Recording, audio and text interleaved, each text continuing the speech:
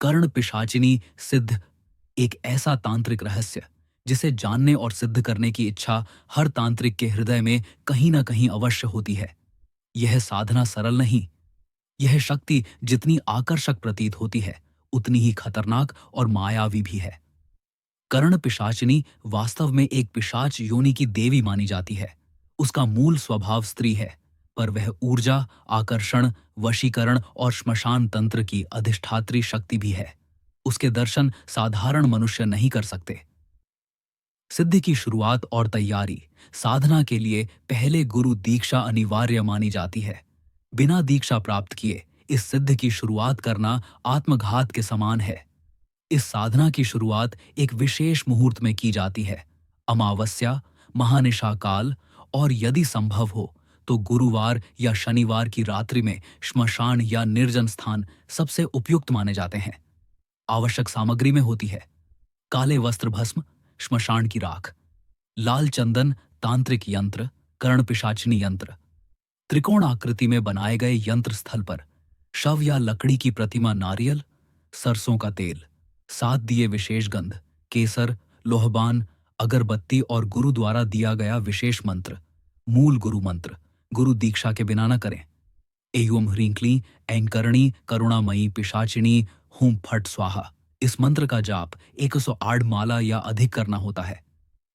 साधक को एक ही स्थान पर स्थिर चित्त से नजरें यंत्र से हटाए बिना जाप करना होता है। कुल साधना समय 7, 11 या 21 दिन तक चलता है। प्रत्येक रात साधक को विशेष भोज्य नहीं लेना चाहिए। केवल फल, जल और मौन व्रत धारण करना अनिवार्य होता है। साधना के मध्य होने वाले संकेत। साधना के मध्य साधक को कई अजीब अनुभव होने लगते हैं। अचानक ठंडी हवा का स्पर्श, किसी के चलने की आहट, मंत्रोच्चारण के बीच किसी और की आवाज, शरीर पर कंपन या अत्यधिक भय। यदि साधक अडिग रहे, भयभीत न हुआ और मंत्र जाप में डटा रहा तो कुछ ही दिनों में कर्ण पिशाचिनी प्रकट होती है। वह कभी स्वरूप में आती है तो कभी केवल स्पर्श या स्वप्न के माध्यम से संपर्क करती है।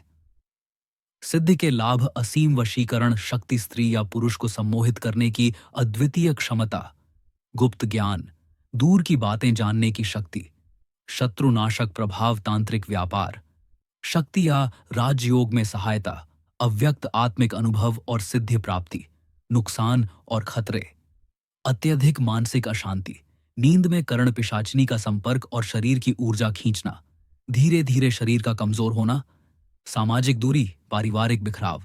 यदि साधना अधूरी रह जाए तो साधक मानसिक विकृति, प्रेत बाधा या पिशाच बाधा का शिकार हो सकता है। कर्ण पिशाचिनी की सिद्ध साधक को अपनी ओर बांध लेती है।